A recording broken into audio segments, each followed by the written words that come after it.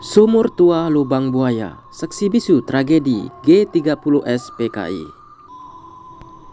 Peristiwa kelam pemberontakan G30S PKI menjadi catatan sejarah yang tak akan pernah terhapus. Sumur Tua Lubang Buaya, saksi bisu pembunuhan para jenderal dalam tragedi G30S PKI 57 tahun silam.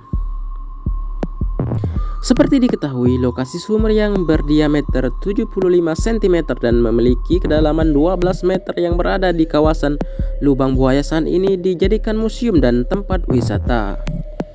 Banyak wisatawan yang mendatangi lokasi ini. Hingga saat ini, Sumur Tua Lubang Buaya sangat merupakan saksi bisu kekejaman PKI dalam tragedi G30S PKI yang mengakibatkan terbunuhnya 6 jenderal dan 1.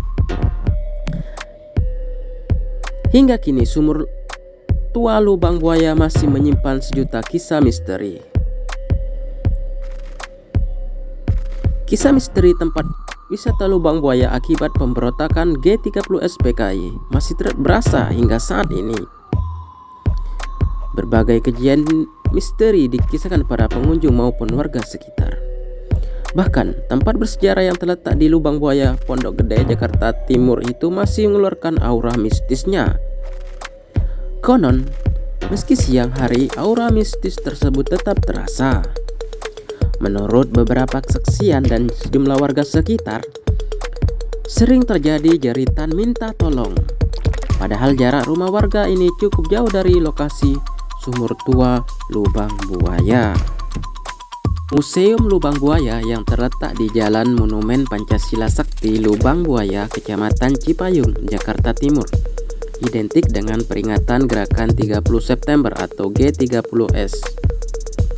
Wisata sejarah ini menyimpan cerita kekejaman dari peristiwa pada 30 September 1965. Museum ini juga dikenal dengan nama lain Monumen Pancasila Sakti. Museum Lubang Buaya ini dibuka setiap hari dan mulai beroperasi dari pukul 9 pagi sampai pukul 9 malam. Harga tiket museum ini pun terbilang murah, yakni hanya Rp5.000 saja. Dengan membayar tiket itu, kamu sudah dapat berkeliling museum dan belajar dari setiap diorama yang dipajang di Museum Lubang Buaya. Lubang Buaya sendiri merupakan sebutan untuk sumur yang dipakai untuk mengubur 7 perwira TNI Angkatan Darat yang telah dibunuh dengan kejam oleh PKI pada malam 30 September 1965. 7 perwira TNI AD itu antara lain Jenderal Ahmad Yani, Maijen R. Suprapto, Maijen MT Haryono, Maijen S. Parman, Brigjen DI Panjaitan, Brigjen Sutoyo, dan Letu Pierre E. Tendean. Mereka kemudian disebut sebagai pahlawan revolusi.